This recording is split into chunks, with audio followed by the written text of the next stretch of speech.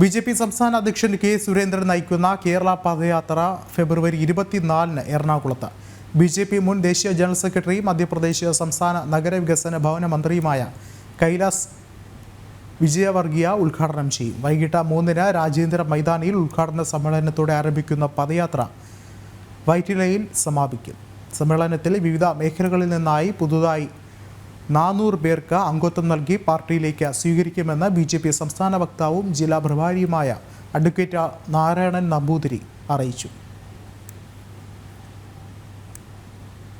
ഈ യാത്രയുടെ ഉദ്ഘാടന സമ്മേളനത്തിൽ വെച്ച് എറണാകുളം പാർലമെന്റ് മണ്ഡലത്തിലെ വിവിധ മണ്ഡലങ്ങളിൽ നിന്ന് വ്യത്യസ്ത രാഷ്ട്രീയ സംഘടനാ പ്രവർത്തകരായിട്ടുള്ള ഏതാണ്ട് 400ഓളം ആളുകൾ, ഇപ്പോഴത്തെ ഒരു കണക്കനുസരിച്ച് 400ഓളം ആളുകൾ പുതിയതായി ബി.ജെ.പിയിൽ അംഗത്വമെടുക്കും.